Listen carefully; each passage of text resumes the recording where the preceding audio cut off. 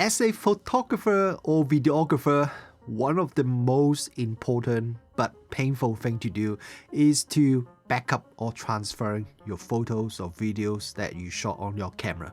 These days, if you are an event photographer, you quite often need to hand over your photos to the organizer during the event so that they can publish it on social media immediately. Or if you are a wedding videographer, you may need to pass your videos to the editor during the wedding day, as quite often these days people would want to see the same day edit later on, so we always rushing to pass the SD card to the editing team so they can start doing the editing as soon as possible. That's why a lot of my memory cards would have a sticker with my name on it, as I just need to constantly pass my memory card to someone else when I'm shooting a job and then pick them up once they have backed up my photos or videos.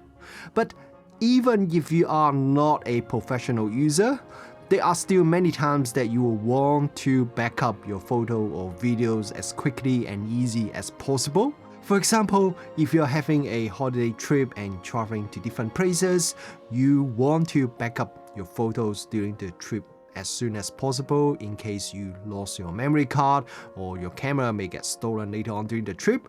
So you really want to back up your photos easily and safely. And now, the latest firmware update for the Lumix S5 II and the S5IIx would give you a really good way to solve all these problems, but there are more.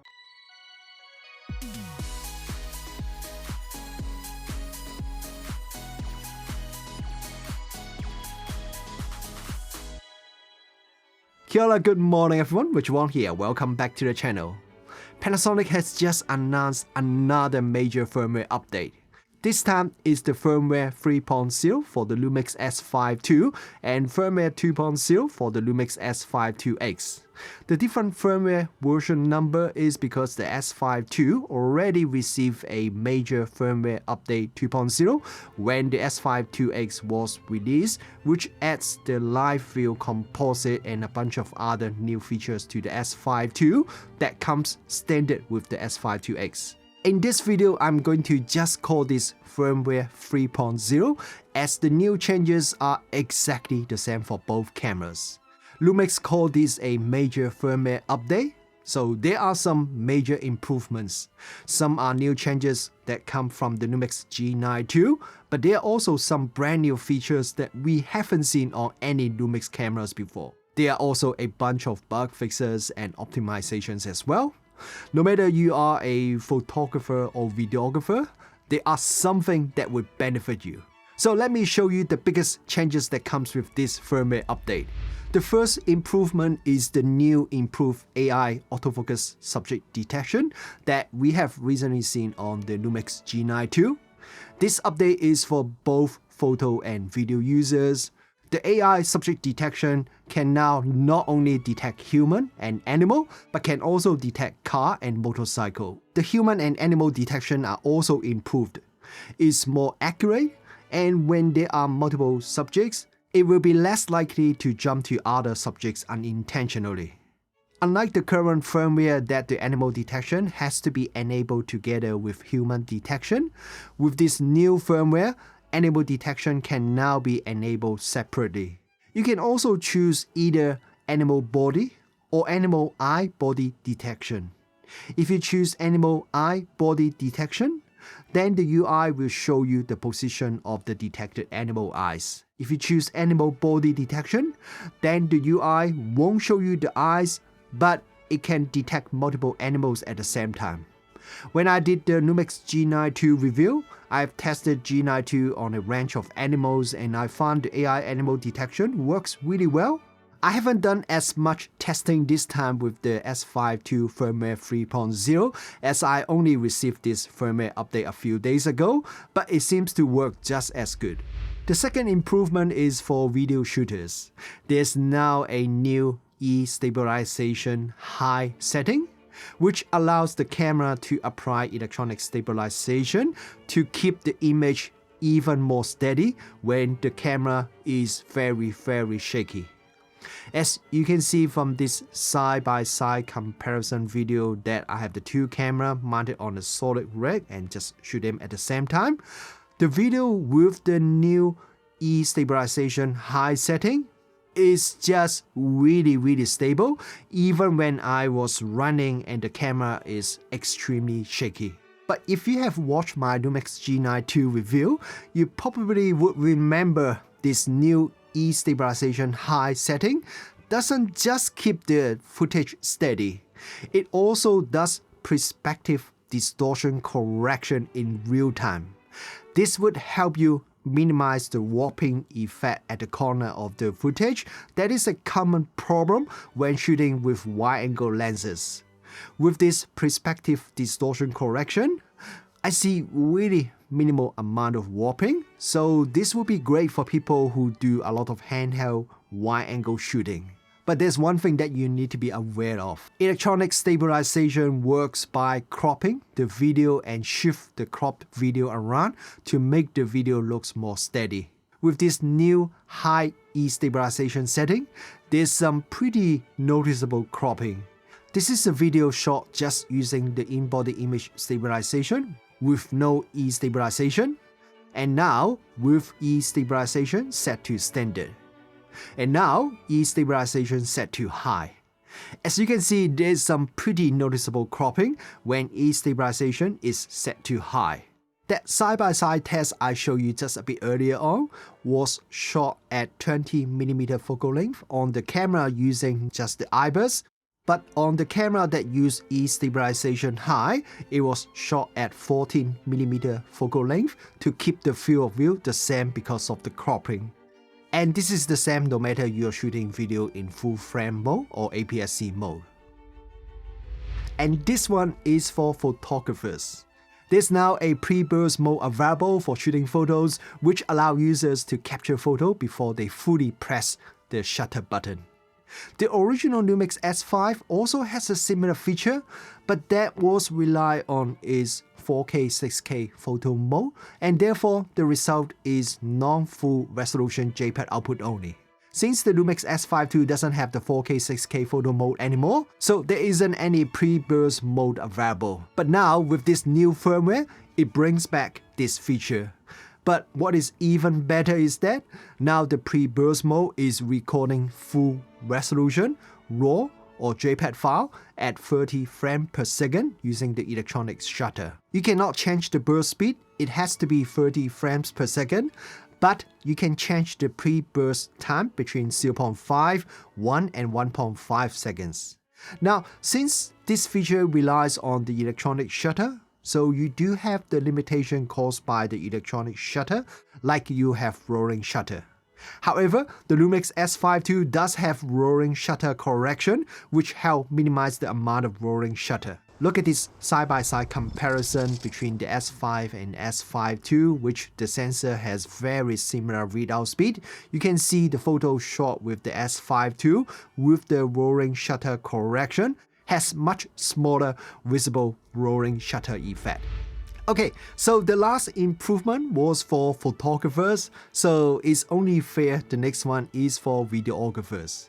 When you're recording video, you can now enable this new Proxy recording feature, and a lower resolution, smaller video file will be recorded simultaneously to your second memory card slot. This feature will work great with the new Frame.io support that I'm going to talk about next. But this is not just for Frame.io. I actually have requested this feature previously. Quite often when I'm editing video, I would need to manually create a low resolution Proxy video to allow my computer to edit the file easily. So I was really hoping the next Lumix high-end camera, maybe with the new processor, can come with this feature. So I am very surprised that Panasonic managed to implement this feature on the S5 II and the S5IIx by just the firmware update. You have the choice of 3 different quality at 16:9 Full HD or HD resolution. The Proxy file's file name will be identical to the high quality video file.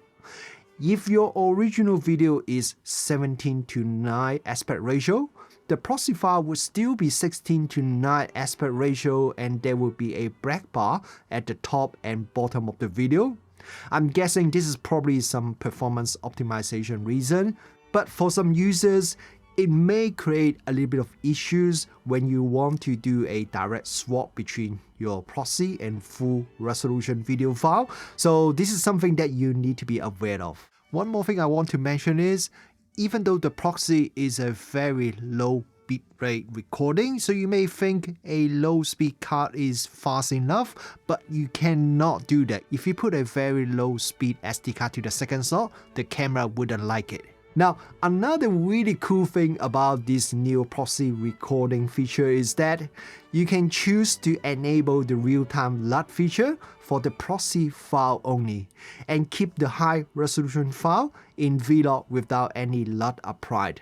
It means you can have the proxy file already color graded in camera using the real-time LUT feature.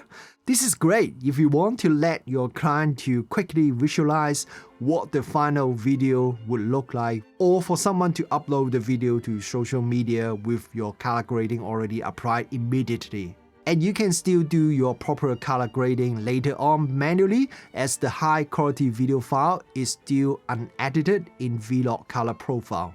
I think this is just very interesting when you see a new feature like the real-time LUT combined with another new feature, proxy recording together, and together make these features even more useful. The last improvement is what I think the most exciting feature that comes with this new firmware update. This new feature is the Frame.io support, and it will benefit both photographers and videographers. Frame.io is a topic that I can create a couple of videos easily, as there are just so many things that I can talk about, but I don't really want to create another 2 hours long video, at least not today, so let me try to keep it as short as I can. First thing, what is Frame.io? Frame.io is a platform owned by Adobe. We upload our photos and videos to their cloud server. Then we can share media with other people anywhere around the world. But it's not just a simple media backup or sharing platform. Frame.io can do a lot more. There are many additional features like different collaboration tools, version comparisons, but one very important thing is there are also a lot of applications such as the Adobe Premiere Pro, Final Cut Pro, DaVinci Resolve, Capture One that have implemented Frame.io integration. So not only you can directly access the media files that you upload to Frame.io from these applications, a lot of them also provides additional collaboration tools and other features as well. So how do we set up and use Frame.io on the Lumix S5 II and the S5 IIx? Setup is pretty easy. Once you have registered your Frame.io account, you can then create a new project on their website or using the iOS app, and remember to enable the C2C connection. Then on your S5 II or the S5 IIx, just go to the new Frame.io settings screen, go to Set and choose Pairing. Your Lumix camera can connect to the internet using either the Wi-Fi connection or USB tethering. You will now see a 6-digit code appear on your camera's screen. On your computer or the iOS device running Frame.io, you choose Add New Device and then enter the 6-digit code. Wait a few seconds and pairing is now completed.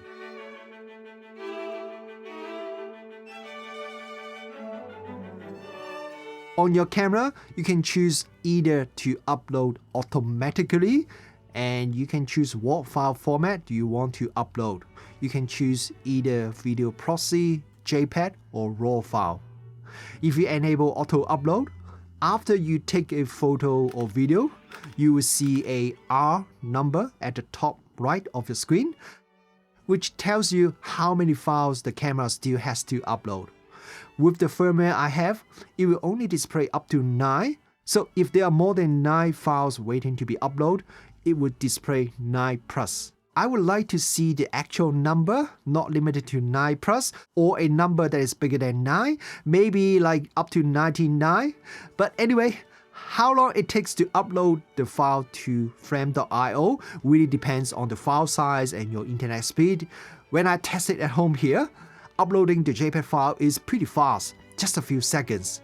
RAW file takes a little bit longer, and the proxy video would really depends on how long your video is and the proxy video quality you choose.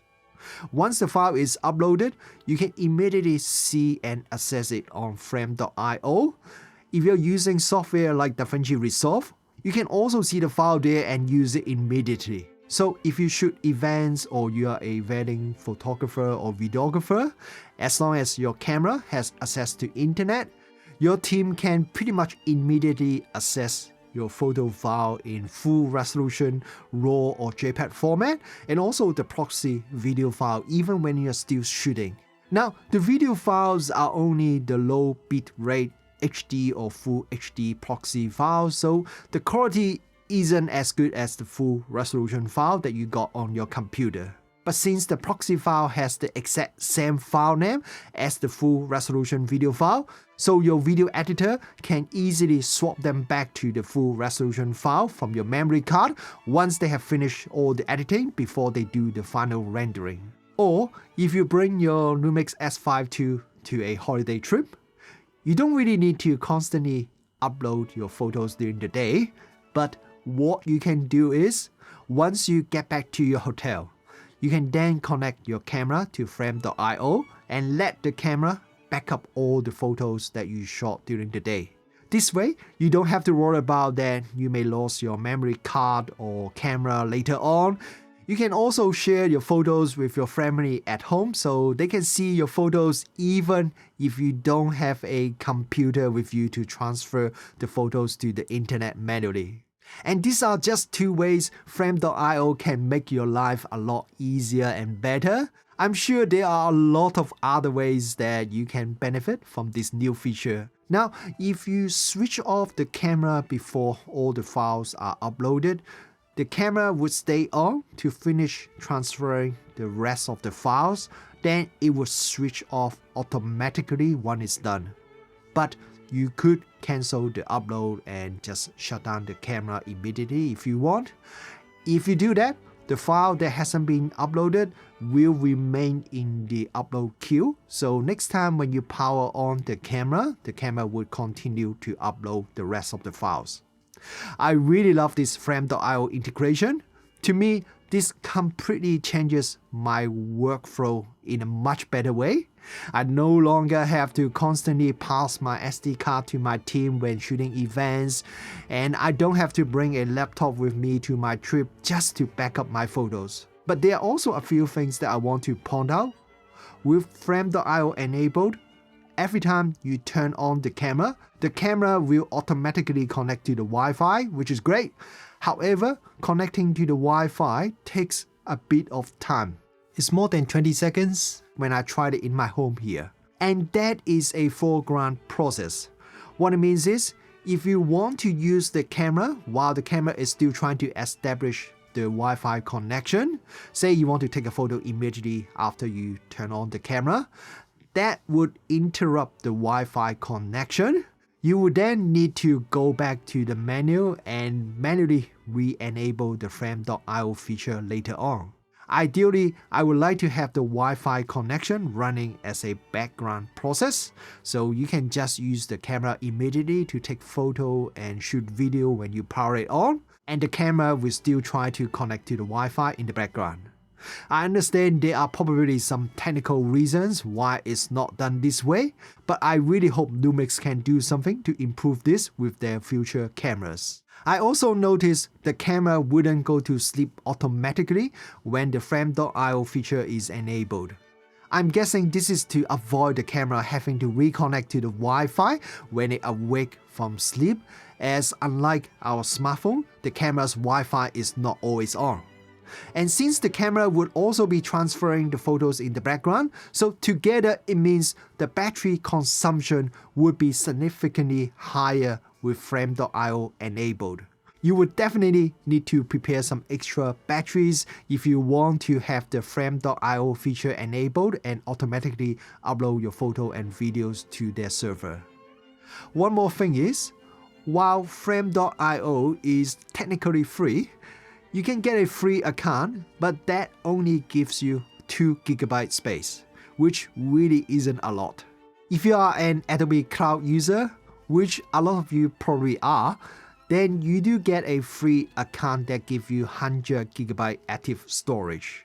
For casual users, that is probably okay.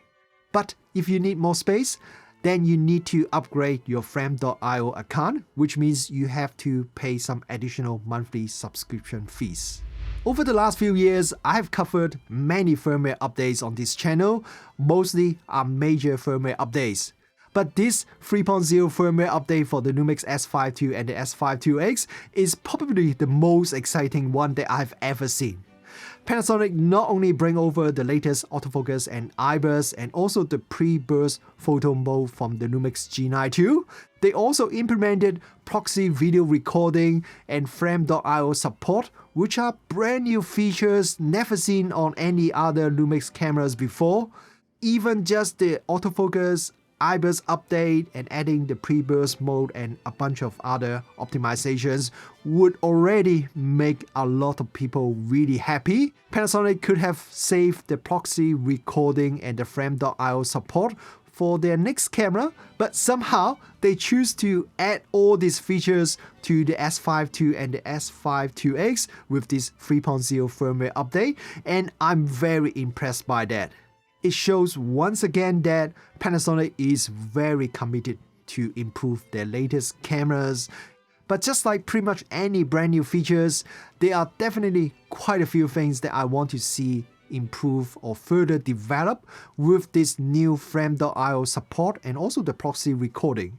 I've mentioned some of them in this video already. However, as the first version, I'm honestly very impressed, especially with the Frame.io support, because it is a brand new workflow, but it is already very straightforward and very easy to set up and use.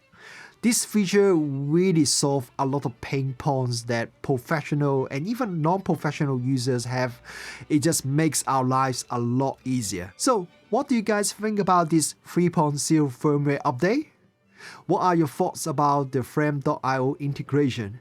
Is this a feature that you would use yourself, and how would you use it? I would love to hear your thoughts in the comments section below, and please give it a like if you found this video useful.